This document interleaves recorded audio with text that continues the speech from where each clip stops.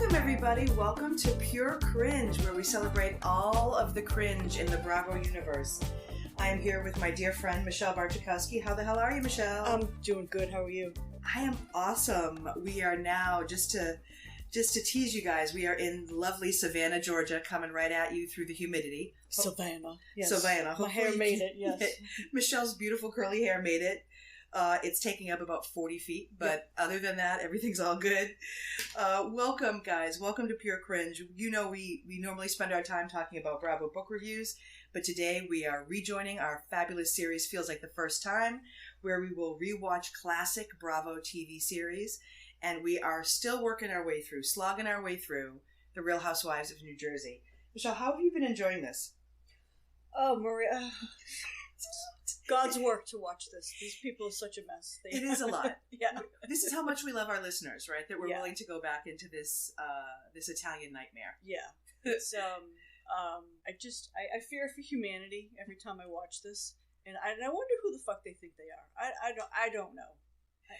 We don't know either. That's why it's so fun to watch this, and I think it's so funny because it's so old that it's great to look at the clothes. It's great to look at all of that, and we'll cover a lot of that in the categories later. Now we're going to just jump right in. This is season 1, episode 3. It's called Not One of Us. I have to say, the titles... Not One of Us. Not One of Us. The titles are so aggro. They're just so antagonistic, and I think it's meant to tell us something here. It's meant to let us know what's up. This one opens, I think, hilariously in the car with Teresa and Gia on their way to Gia's modeling audition in New York City.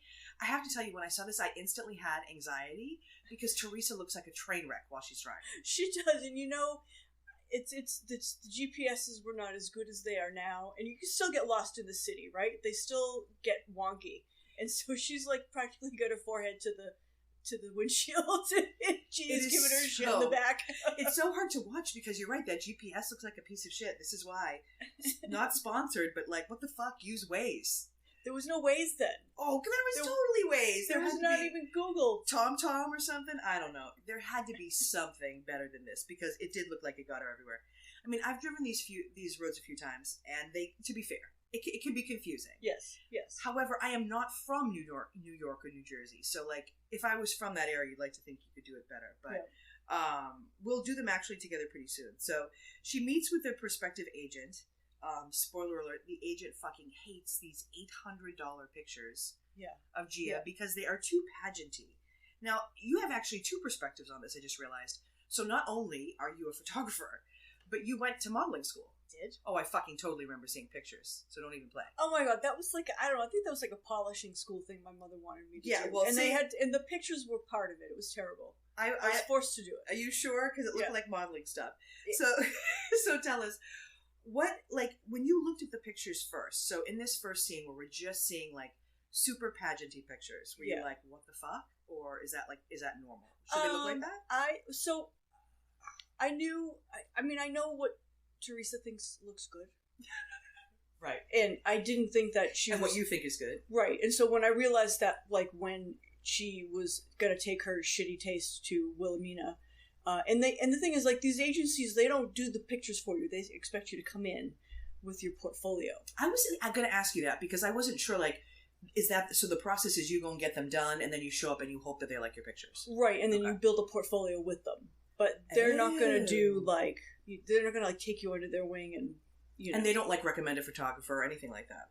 I mean, they might. They might. But let's just say, like, Giselle, you know, showed up with, like, her own pictures, right? She probably showed up with a Polaroid and just was fucking stunning. Yeah. And people were like, wow, this person's in a t-shirt and jeans and a Polaroid. But you can tell she's going to rock the world. So, okay, so that, have you ever had to do kids photography? Curiosity? I mean, I have. I didn't like it.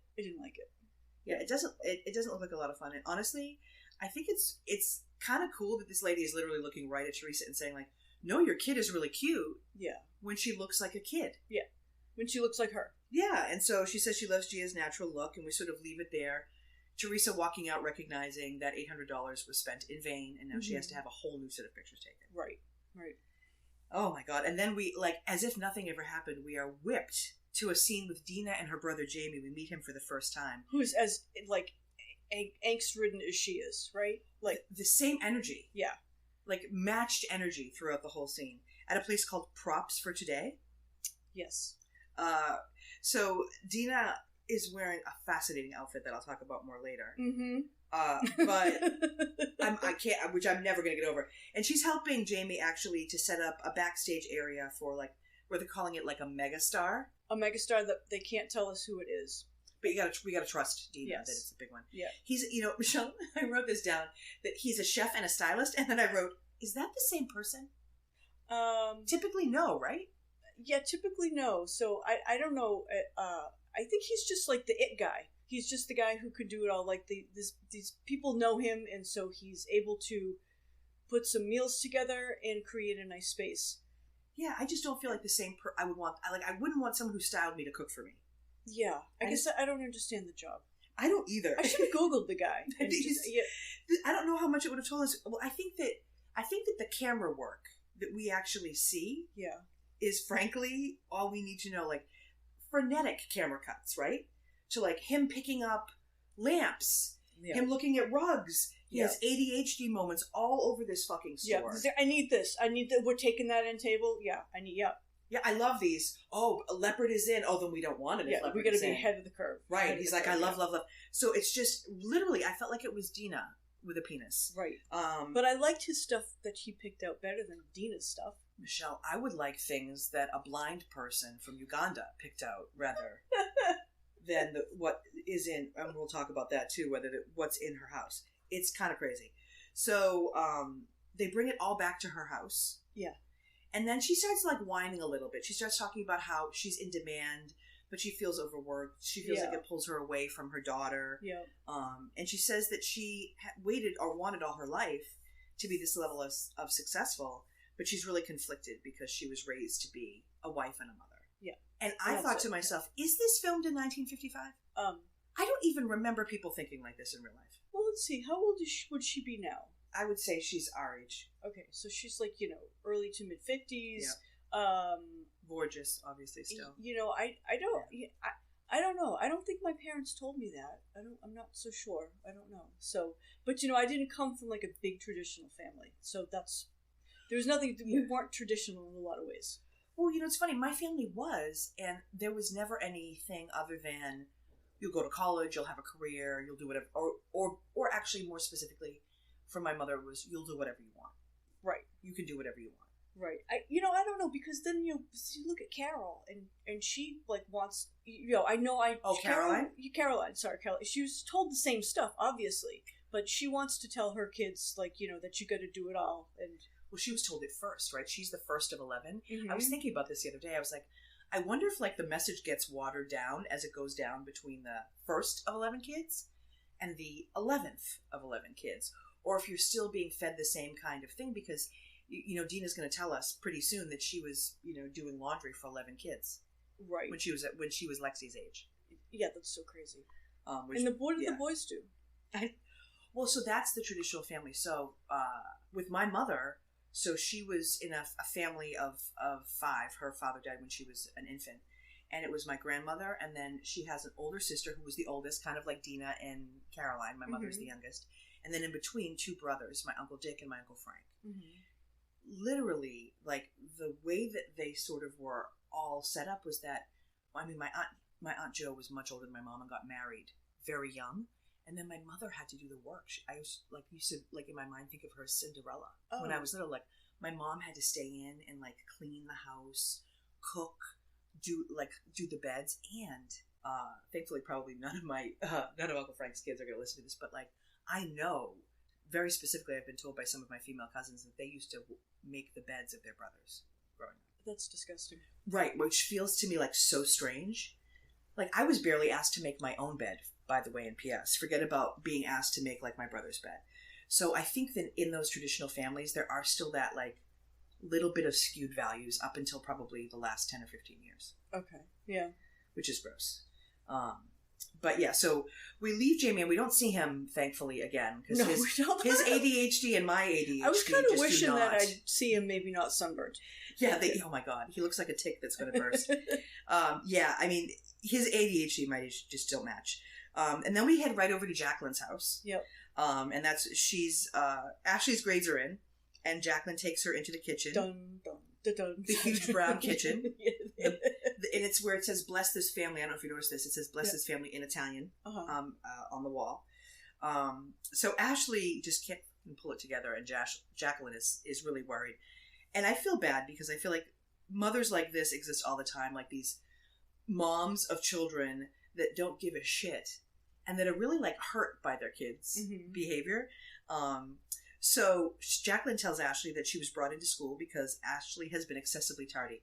Is this the most ridiculous shit ever? I remember this from high school, that there are people who almost didn't graduate because they were excessively tardy. Well, yeah, if you're tardy like 3 out of 5 days every week, you're probably missing the first 1 or 2 classes, right? So that's out the window, like those classes.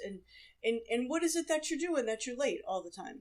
So I remember that, and I just remember thinking, like, don't half these kids get driven to school because we went to like a Catholic high school? So his mom and dad were excessively tardy, right? I mean, well, it seems really crazy, especially if your parents are paying a small fortune to send you to school. Yeah. Which clearly they are here as well. She's also in a private Catholic school. Yeah, so how's she getting there? Because she doesn't have a car yet.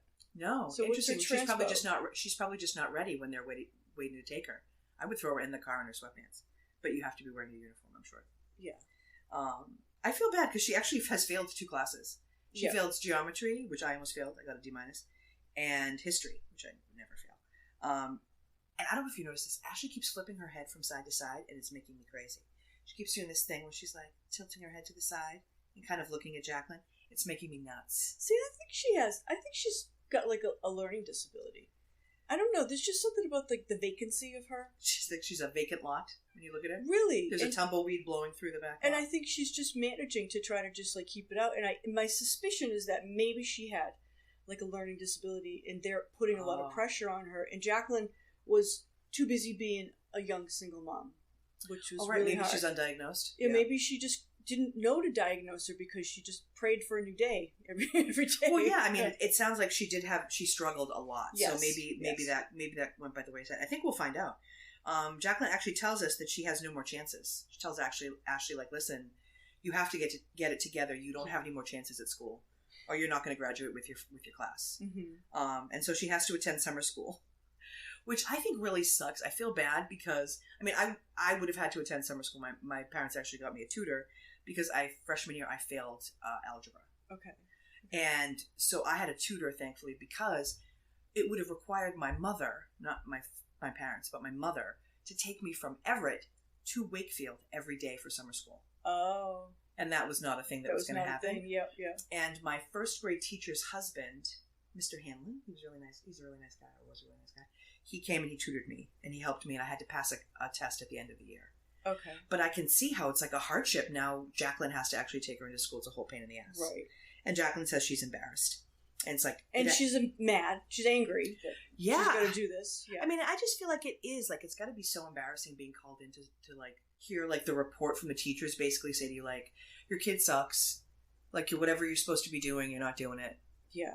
And that's probably how it translates to a lot of parents, even if it's not what's being said. Well, I remember, like, when my kids were little, you know, and there were, like, there's behavioral issues when they're little. And some more than others. And one of my kids, I just remember saying to him, I want to pick you up one day, and I want to hear, like, nothing. I don't want to hear anything good or bad from a teacher. Just get in the car. But what you did, just, I'm going to say, oh, hi, okay, bye, we're leaving. And there's going to be no pulling me aside for he did better today, or this is what he did today, or he didn't listen, or he decided to slap somebody. It's just going to be, I'm going to come and go, and, you know. You'll be like every other kid. Like every other kid. And that was always my thing. Why can't you be like every other kid? Well, and I'm sure, honestly, it's the same for Jacqueline. Like, why can't she just go to school on time like every other kid? Yeah, except now she's like, 17. And I'm talking like when my kid was like 7. Except Ashley should have had this conversation with her mom many, many, many, many years ago. Yeah. All right, and then we move on to Danielle, and it's always tough. Danielle seems really tough. So this is when she takes her daughters rock climbing. Yep. And the thrust of the scene is that she talks about, well, first in the beginning, she really turned me off. I don't know if you noticed when we were watching this together, when she said, I really like to take care of myself. Mm-hmm. And just, when someone says that, I just want to go, yeah, we fucking know. Yeah. We have eyes. We see you're in shape. We get it. Understood. Noted, bitch. Noted. Noted. You're really into you. Got it. Yeah. Right? Yeah. Check. Right? And so she's, how else do you get a 26-year-old? Which really, all of these things, whenever I want to be sympathetic to her, right? She does. She has a way of just, like, instantly on a dime turning it around, right? Right. Like, you want to love this scene with her and her daughters taking them rock climbing. Mm-hmm. And then she says these things and you're like, God, die, right? And then she calls Steve her boyfriend. Yeah. Which feels very high school for me. And I'm not sure why I feel that. I don't really know the timeline. It's hard to tell, like, how long they've been together. Yeah, we don't really get that. But in any of the scenes, even in the earlier scenes, it never really felt like he was very into it, so it just seemed strange for her to call him that. The one thing that really cringed me right out was when she said that her daughter and Steve were very tight. Did you hear that? Yeah, red flag. Red flag. Like, this strange guy and my daughter, and and it's the younger of the two daughters. Oh. The older one, the stunning, beautiful older one, Christine. I mean, they're both pretty girls, but Christine, I think, like I said to you last night, I think she becomes a model. Mm-hmm. She's suspicious. She seems to have a very level head. She says that sometimes Steve actually treats her mom badly. Yes. I was wondering about that, right? I'm sure she hears stuff. Well, we get a little bit of that later from Teresa, some info. Yeah. And so that scene ends.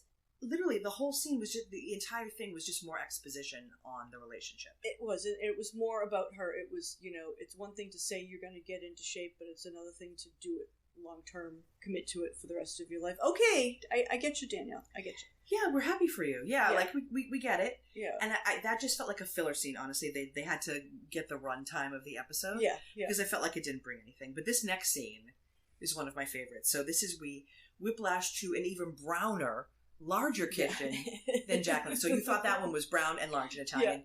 Yeah. No ma'am. Caroline's kitchen, right? So we're standing there and we've got Caroline, Jacqueline, and Lauren, Caroline's daughter. Yeah. And they're discussing Lauren going to beauty school. Mm-hmm. And so Jacqueline comes in, and of course we find that Jacqueline had been a hairdresser in the past. Mm-hmm. And she asks Lauren if this is what she wants. Is her heart in it? And then Jacqueline asks Lauren what she wants to do. And then they start talking about one of my favorite words in the English language, which is probably not a real word, which is how they say it in New Jersey, which is Skeeve. They have a little like a sweaty ball. They've got a Skeeve. Yeah. We would say in New England, just like it would be spelled like Skeeve phonetically. Yeah. I skeeve that. Yeah. Which means I think that thing is gross. Uh-huh. Like if we were to go into a hotel room and I were to find hair in the tub, I skeeve that. Yeah. Right. So just to give everyone some context.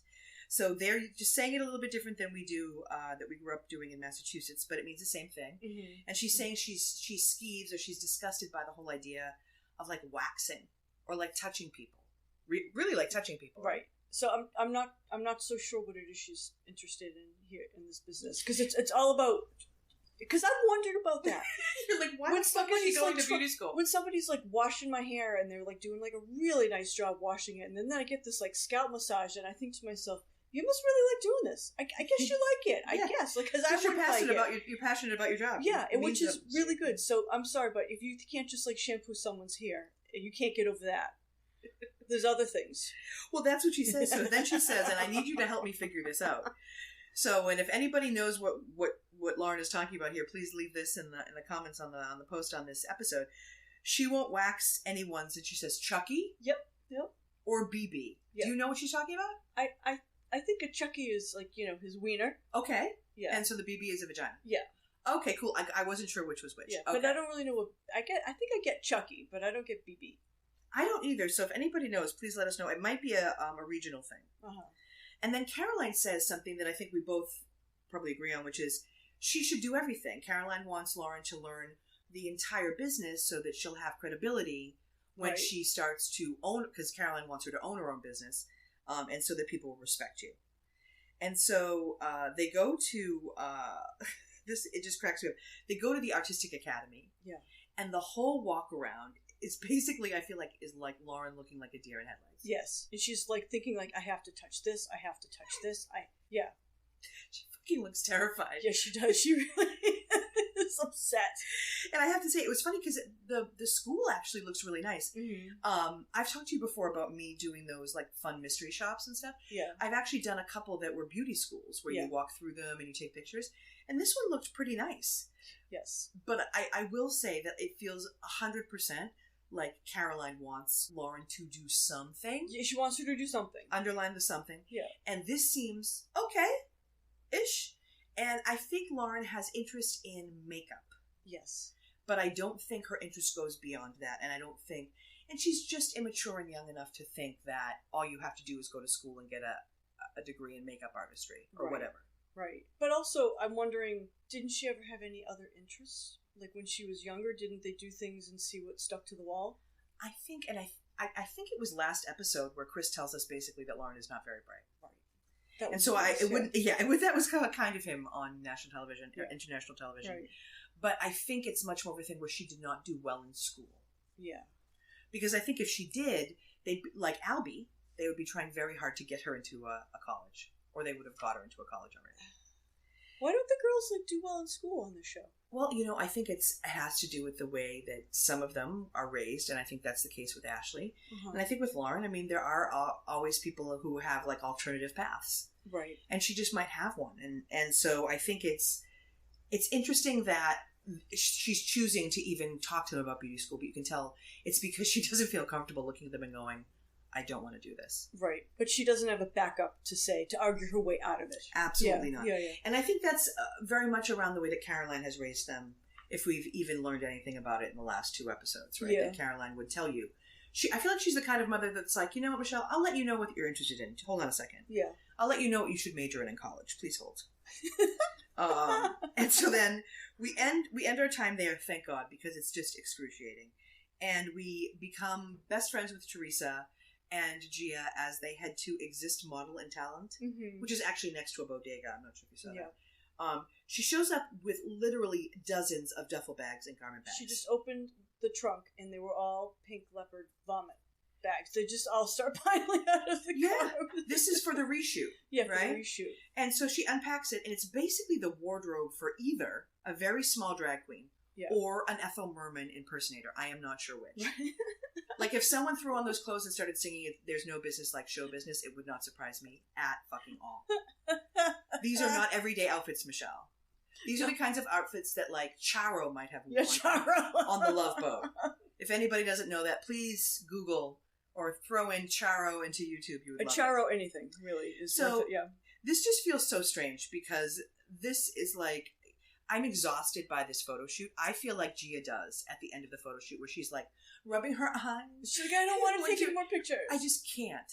So, Michelle, can you take over and talk a little bit about this? Like, what the fuck is happening during this photo shoot? And what's the difference between the shots that we saw before, which are basically her looking more like Ethel Merman, and what the Wilhelmina agent wants? So the first shots were, they were like studio shots, and she had on makeup, and they were lit, and and they were like specific hand poses. It's almost like, like the old Hollywood pictures that were black and white, except they were beautiful, right? Gotcha. And they were very well lit. That's the idea behind like the pageant stuff. But what a modeling agency is looking for from a little girl is what do you like in your environment, right? It's just right. Just it's so, and it's hard work out there with the kid, like, because they're dragging her all these different locations and changing in between. I don't know, like, if they're stopping back into the studio to change in between or whatever, but and now Teresa's trying to like rub the lipstick off her mouth, right, instead of putting it on. And she's taking her off to the side with like a wet wipe, just wiping her face. Exactly. And the poor kid's like looking in the sun, and she's like squinting, and they're like, "Don't touch your eyes." I just honestly, it felt like it was excruciating for everybody. Yeah, it photographing children so children have an attention span of like 45 minutes, and this is documented. Yeah. So if you think that you're gonna go do a photo shoot and tell them to hang out for like 2 hours, I think this is just not going to happen. It might happen if you bring them like an iPad and a blanket with a pillow so they can nap and relax for a half hour in between and then do another session. But, I think we forget, too, like, how young Gia is, because she's just so, like, she's very precocious. Yeah. So you forget that, like, this is a little girl and she's exhausted. She's like 7, 8. Yeah. I don't think she's that old. And it's too much for her brain to just, like, she's reasoning. We've been doing this for a long time, and you're standing there behind that camera telling me what to do. You must have enough. Right. That's, yeah. I would feel the same way, honestly. I feel the same way after, like, 2 clicks. So, yeah. I don't know how people do it. Cool, thank you. Let's talk now about the next scene, and thankfully this scene, the scene with Teresa's. Anything with Teresa and Gia is fun for me, but only for a short time. Yeah. I feel like those scenes, I need them to move, like, really quickly. Yeah. Because I can only handle, like, the stage mommery for so long before I'm like, gee, like, it's like pain. It's cringy. It's too painful. So we head to Danielle's house, and this is the night of the spa party. Yeah. The med spa party. Have you ever been to something like that at someone's house? Is that a thing? No. I don't roll with, like, ladies who make that much money. Med spas always been on my own. Any ladies who make that kind of money would like to roll with us, though, please. Yeah. If you want to give me free Botox, sure. I'll go anywhere. Yeah, I'm happy. What do you think we're doing in Savannah? No, joking. So it begins actually with, like, this Eddie Van Halen kind of intro, this, like, rock and roll intro music. It was very weird, rather than, like, that tricksy monoclackle crap that we normally have. And so the doctor comes and he arrives. His name is Dr. Manalakakakis. Too many kakas. Basically, he's like Neiman Marcus, like Jason Mantzoukas from The League. Like, he's a better looking version of, like, Constantine from the... Yep. Like a better looking version of that. So Danielle says she wanted to throw a really elaborate party and get everyone pampered the way that they deserve it. I don't think that at all. I honest to God think she was just trying to find a way to have production come over to her house so they can film. Yes. So she sets up her billiard room, like a spa, yeah, which basically means a couple of tables and where people are selling things. And then the chair for the doctor. Yeah. And then maybe a massage table, I think, over to the side. But by the way, this is not like a nice spa. It's not a nice, relaxing spa. Like Botox and filler are. Because I know she's getting filler because she's talking about the numbing cream, which has to stay on for like 20 minutes. And then they do the needles. And it's, no matter how many times you get it done, someone's poking your face with needles. It's not relaxing. And so then the gallery is sitting over there on the side, like, watching. Yeah, it's just not, I don't think it's, like, pampering the way that she thought it was going to be. No. And so she invites, and she tells us that, like, she invites Jacqueline, Teresa, Caroline, and Dina. And Danielle says that she feels like she and Dina cleared the air at CJ's party, the carnival party. Yeah, no. She has no self-awareness of how Dina or Jacqueline feels about her. And then the voiceover... It's really cute because Jacqueline is like, she thinks it was nice of Danielle to host the party. And it kind of does, in the beginning, show them all having fun. Mm-hmm. Like, laughing and giggling. And then we start to get a little bit strange because then Caroline tells us, do you remember this part where she says, she sometimes feels funny when she's out with them. She feels different. She says she doesn't feel like she fits in. She doesn't dress like them. Yeah. And her boobs are real. Yeah. You can see that. Like, I feel like she is kind of awkward. She has, like, this matronly... Yeah, because she's a lot older than them. Yeah. And so then we see Danielle getting Botox on her face, and Dina and Caroline are squirming. They are. They can't handle it. And then out of nowhere, I forgot this happened. Jacqueline gets a terrifying lip injection. The fuck was that? A lip filler. Yeah. That was terrifying. Like one whole half of her mouth was like up. Yeah. I've had the lip filler done before, and it's not pleasant, not at all. And and if you put too much in, it doesn't look good. And I think this is like the early days of Botox too, or like early-ish. It's more sophisticated now, but yeah. So it was not okay with me. I was really, when I saw that lip injection, I was like, what the fuck? Yeah. And Teresa gets her Angry 11s done. Yeah. Which is good. And because Teresa says, why not? It's free. Yeah. I don't know. Why not? It's free. I feel like that is the last reason you should do Botox. Yeah. Like, you should do, like, is it free? Is someone giving out free samples of cupcakes? Eat a cupcake. Yeah. If someone is giving free injections to your face, maybe no. Yeah. Maybe, I don't know. Maybe they don't value their work highly enough. I don't maybe find someone who values their work higher. But she's just so rude. Her presentation is very crass. That's the thing with Teresa. It's very... Oh, yeah. Yeah. I mean, I say this as the most foul-mouthed person within probably a 40-mile radius. But she's got no sense of decorum. There's no sense of no. She has no class. What's really. polite, what's not polite. You know, you can still be an asshole and be polite about it. That's fun. Yeah. It's a good time. Yeah, she's not. She really isn't. And, No. you know, and then Teresa asks Dina if she's going to get any, and Dina says no. And then the next couple of things that she says, I go back and forth in my mind whether or not I think they're obnoxious or if I just think that, like, I'm making too much of what she's saying. So she says that her husband threatened her if she did anything to her face. And then he then told her that he married her for her face, which I actually believe. Okay. So I feel, but because at first I thought to myself, she's just being super conceited. Like, I don't want anything in my face. My husband said he'd kill me if I did anything to my face. And then I thought about it, and I'm like, he probably is just that kind of asshole that was like, hey, you do anything to your face, I'm leaving you. Like, I can almost imagine it. But so, keep bringing in the money, by the way. Right. And so she's telling Teresa that she really doesn't need it. And then out of nowhere, we get the Danielle confessional where she's like, basically, bold. Like, everybody in town knows she gets it. Yeah, and she says that she tells people that she's had it done. Yeah. And then Danielle says that Dina has obviously had her lips done, which is fine. Do all those things, but please just own it. But she could be right. And it could be that Dina just gets it, but just doesn't want that experience bonding with Danielle over anything. And she doesn't want to say, like, your face guy was great. I'm going to go to him. I didn't even think of that. It's a connection with you. I think she just said, I'm showing up to be polite, but I don't want, you know. Oh, because I was thinking maybe she just didn't want, like, the world to know. She was happy with, like, close friends and stuff like that in Franklin Lakes or whatever. But now that you say that, you're probably right. She probably didn't want to have any reason to be nice to Danielle or have any reason to say thank you or whatever. Exactly. Whatever. I mean, yeah, I didn't even think of that. I think that's smart of her. Yeah, no, listen, you and Dina are smarter than me, fucking obviously. And so then we cut to Danielle, who is getting lip injections herself. Yeah. Right? Yeah.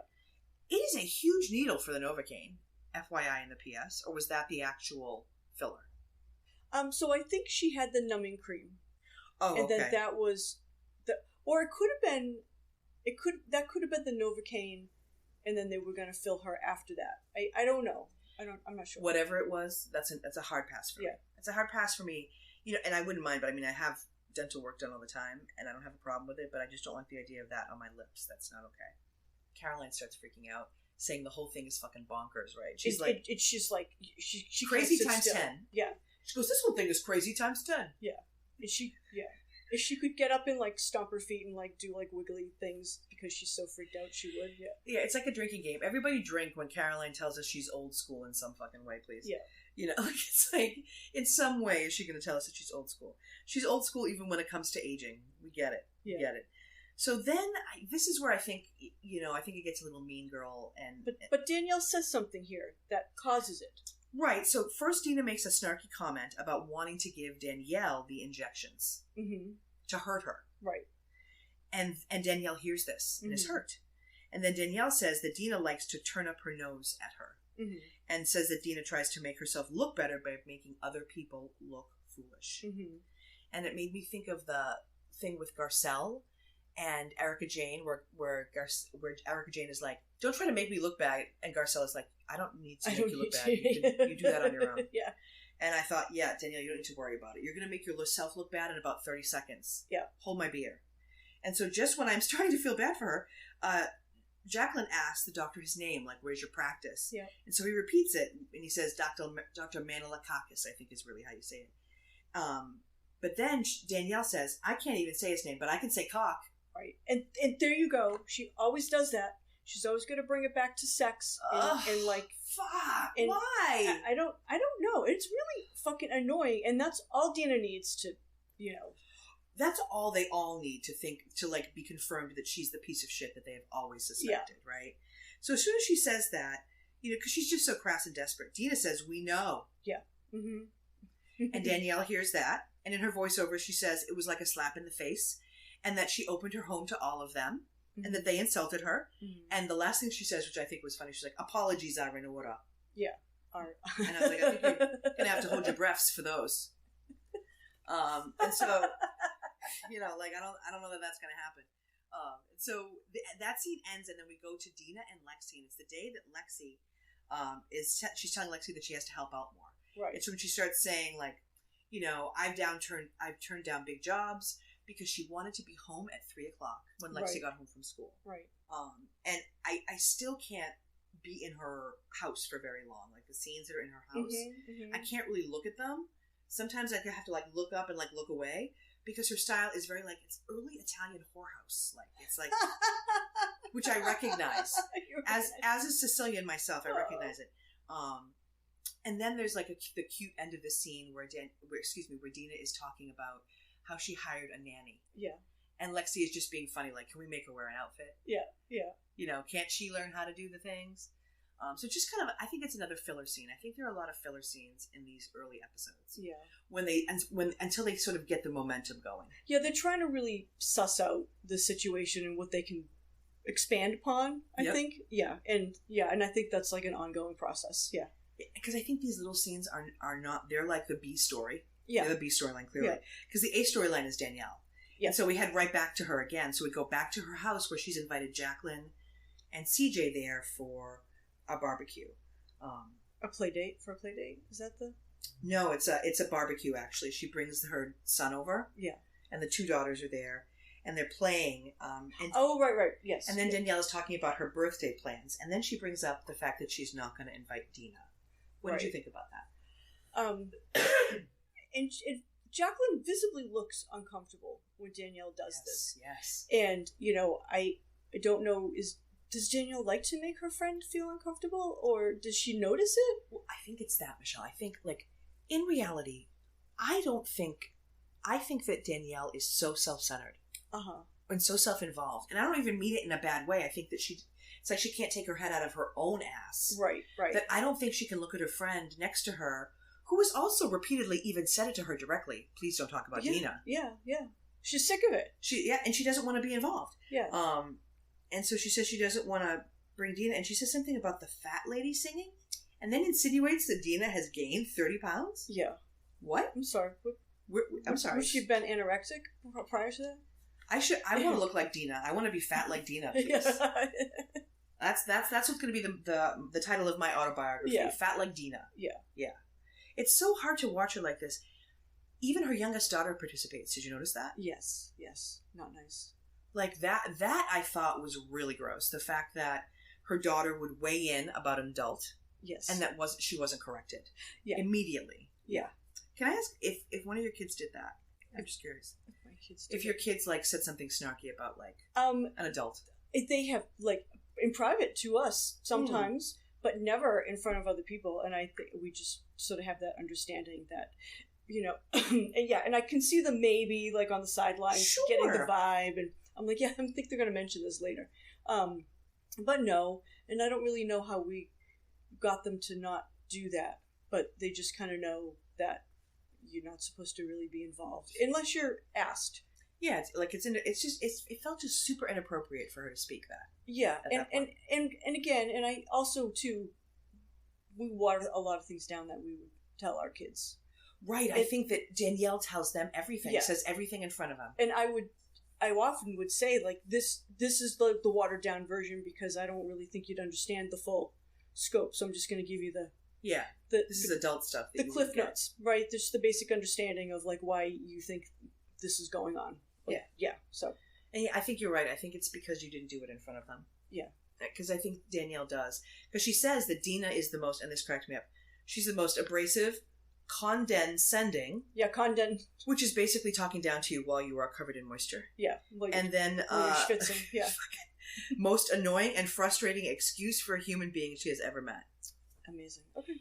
And then poor Jacqueline, like literally, I feel like every single confessional shot of Jacqueline is her just like this. I just don't want to be involved. Yeah.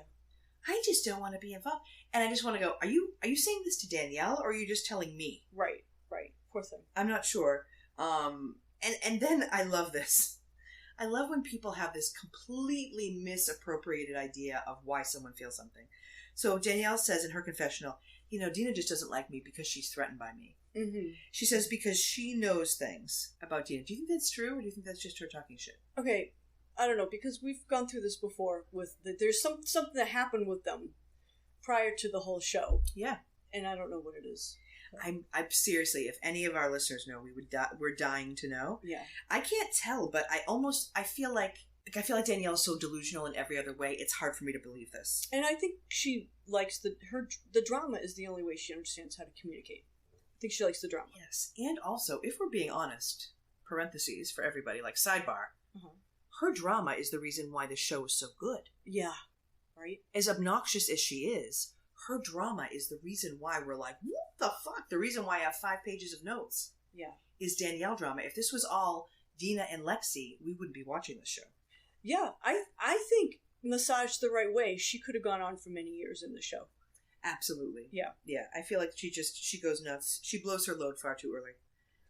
And she can't. She really does. Because everybody has like an insane quotient, and I think she blew her insane wad very, very early in her tenure. So that scene ends, and then we are back at Caroline's big brown kitchen, where we see Jacqueline driving up, getting out of a white car, and then walking into the house.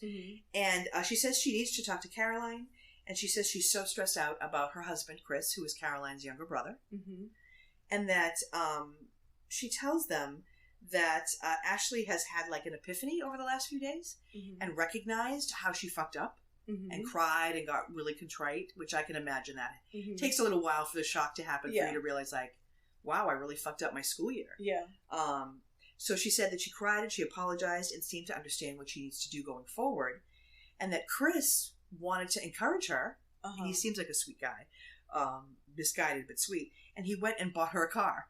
That is a brand new car. That's so sweet, but it was not the right thing to do. It's so lovely. Like, I just think he's such a nice guy. He reminds me of my dad. Like, my father didn't know how to say, like, great job, kid. He just knew how to buy me something or give me money.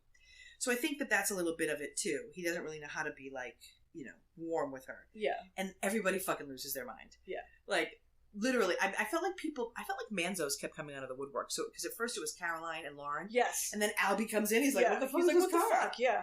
And so, it's so funny because in the conversation, they all forget that Jacqueline came to them. Right. And she had nothing to do with it. It was their brother. And it's so weird to me. So they all go out, and Lauren is like, they go and they look, and Lauren is in love with this car. You can tell that Lauren wants to get this car.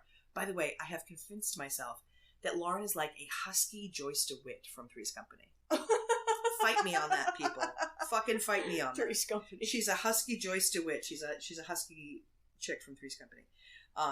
And so it's a tough scene because I feel like the whole time Jacqueline's like, yeah, I don't want her to have it. I know she doesn't deserve it, but your brother bought it. And then it's like there's two different conversations because then Caroline is constantly like, what did she do to deserve it? And Jacqueline's like, yes, I understand. Nothing. So, well, what it is they're... I think they're saying they shouldn't give it to her. It's that double-edged sword. It's that you should be controlling your husband and tell him not to do this crazy shit. That's part of it. It's like it's Jacqueline's fault for letting it happen, even though he just went out and did it of his own volition. That's true. Right? Yeah. That's true. Yeah, it's just it's really interesting because Caroline really lays into Jacqueline. Often. Yeah. Their dynamic is very interesting to me.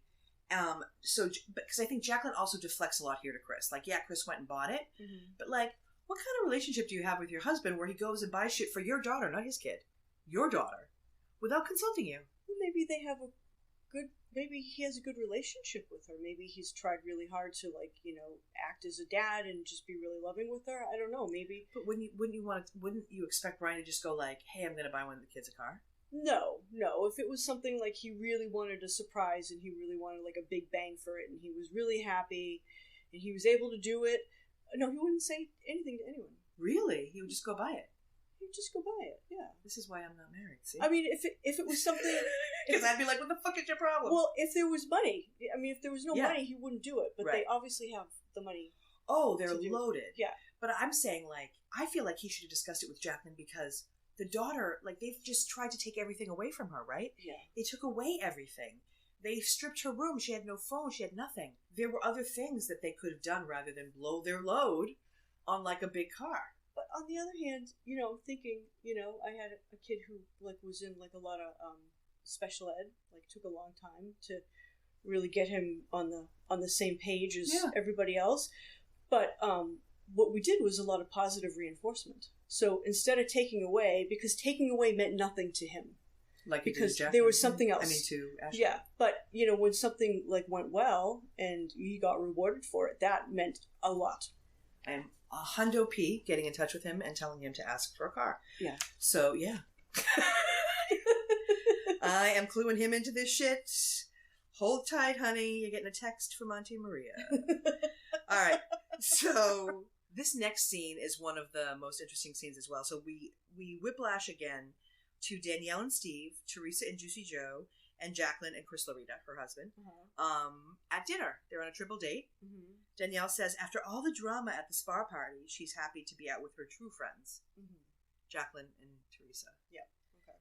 I was like, is she watching the same show that we're watching? Because these girls, I think, barely like her. Mm-hmm. Jacqueline's definitely having enough of her. And let me put it this way. I feel like this. I feel like Danielle is in a position where she cannot help but fail. I think that Teresa laughs at her pussy and cock jokes and her comments, but then judges her. Yes. And flips the script when Dina and Caroline start to question her or when things get crazy. Mm-hmm. So, the whole perspective from Danielle is very juvenile. Danielle says Steve is close friends with Teresa and Juicy Joe. And then that's when Danielle tells us that there's trouble in paradise. Mm-hmm. That she knows that something is wrong. I think we've all experienced this in a relationship. Like, you're not talking as much as you used to. He's not calling her. And then, creepily / inexplicably, Jacqueline and Teresa start talking to Steve directly about, like, how to keep Danielle happy. Do you remember this part? Yeah. Yeah. And he just had, like, no response. It was really gross. And then, like, even Teresa was, like, saying, you gotta rub her and kiss her all over. It was just unbelievable. Jacqueline kept, and honestly, I felt like saying, Jacqueline, what the fuck? Because Jacqueline goes, she needs a lot of loving. And I was like, thanks, Jacqueline. Yeah. Like an asshole with friends like her. The tension at the table is disgusting. I felt so bad for them, how they could even order their food. And then Jacqueline, Teresa, and Danielle all go outside.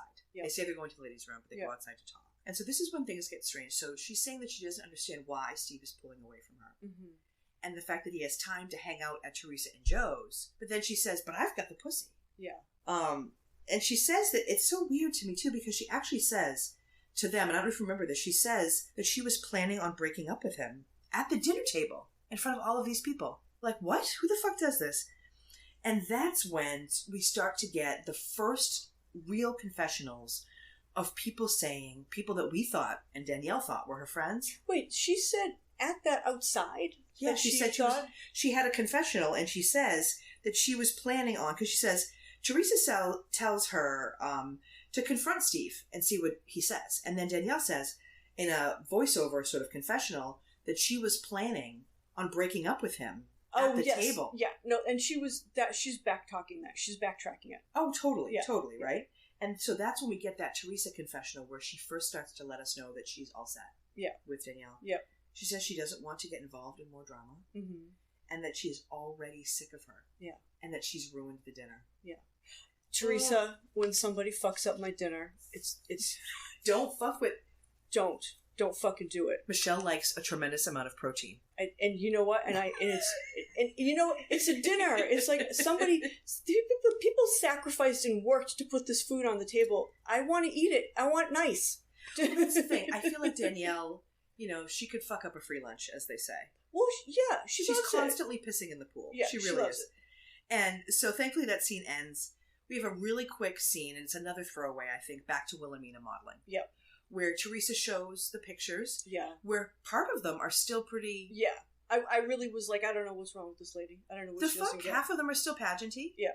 And then we find out that she chose the exact same photographer. Mm-hmm. Mm-hmm. Which seems very strange to me. I literally wrote, what the fuck?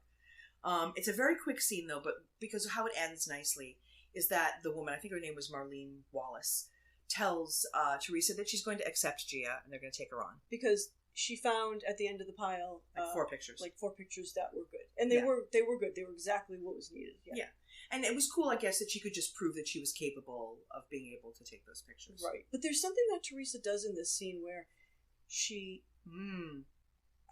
like looking, and she's sort of like trying to defend the pictures, and then a few good ones are found, and Teresa's just like, okay, good, so we're gonna go with those. They're good, right? Right? Yeah. And it's like just so simplistic. Like just, It's like her not knowing that Wilhelmina was a top agency. I don't know anything about modeling, but I know that. Yeah. I mean, how can you not know that? You're bringing your kid there. Yeah. She didn't do any research. She's so painful. She is not the brightest bulb. Then we run back to Jacqueline's house, and this is another great scene. So we're coming to the apex here. So Teresa pulls up with Gabriella, and they're there for a play date. Mm-hmm. Jacqueline says that she just wants to relax. It's like she's setting us up. Jacqueline's like, I just want to relax. I don't want any drama. Yeah. And as if by magic... No kidding. I felt so bad. One ringy-dingy. Yeah. The phone rings, right? Did you ever see that Sesame Street thing where, like, there's a phone ringing and the cat gets pissed off? So the cat decides to eat it. And then the cat is just, like, vibrating. The cat is vibrating. That is... if she could have done that, she would have shoved it in Gabriella's mouth. And she would have been vibrating, because nobody wants to fucking talk to Danielle already. You guys, it's episode 3, and everybody fucking hates Danielle already. I know. So Danielle calls. We cue the phone call with Danielle. She says she's calling to ask Jacqueline if she can come over. She's having a hard time with Steve, and she wants to talk. And it is increasingly obvious during the phone call that Jacqueline doesn't want to talk to her. She looks like she's having a panic attack. I think she looks like she's taking a shit. Yeah. She has no facial expression other than, like, compressing herself. Everything just sank. Yeah. Yeah. And there's no emotion in her voice, completely monotone. She's like, okay, Teresa's over. Yeah. But then Danielle's like, can I come with my girls and expose them to crazy shit? Jacqueline tries to stop her, but Danielle doesn't get it. Again, she does not read the room. Yeah. Incapable. I don't know. Yeah, like, that would have been her hint, like, I have somebody else over. Now's not a good time, Pumpkin. Yeah, I'll talk to you, but can we do this shit later? By the way, I don't know the last time I had to go over to a girlfriend's house to cry about advice. A phone call is good, but just to kind of, like, just show up and descend upon somebody like that. Obnoxious, and especially when someone tells you they have people over, it's crazy. Yeah. It's crazy. So she gets there, and they sit down in, I think, the wine room, like the wine cellar. Yeah. Which, again, another brown room with enormous brown furniture. Yeah. I just can't. It's brown. It's very brown. It's so brown. Danielle tells us she needs to talk to them about Steve. She needs to tell them, and she's such a shithead, she needs to tell them that it's okay to break up with Steve. She says that Steve isn't the right place financially, which we knew that. He's like 12 years old. She starts crying and says that she can't spend her life with someone who is 20 years younger. And then she says, no matter how we feel about each other, it's like she forgets that we just watched the scene in the restaurant where he wants basically nothing to do with her. Yeah.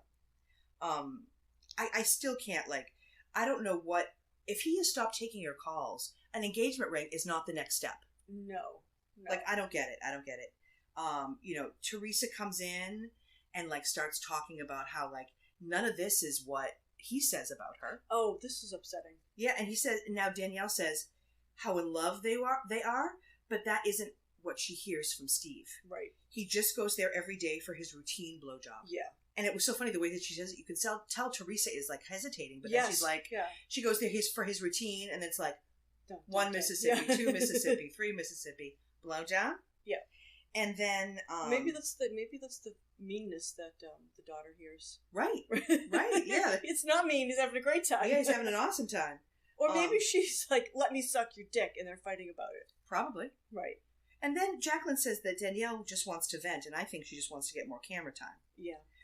Not get her advice. And you can see that because Teresa is saying, giving advice, so is Jacqueline, and then Teresa says Danielle hears what she wants to hear. Yeah. And literally Danielle finally says to them, I think that my way is the right way. Yeah. And I thought to myself, get the fuck out of here, please. I know. That literally would have been my response. Get the fuck out of here, then. It was like so high school, wasn't it? It felt even like more than that, maybe junior high. Finally, Danielle leaves. Yeah. And the other two are visibly relieved.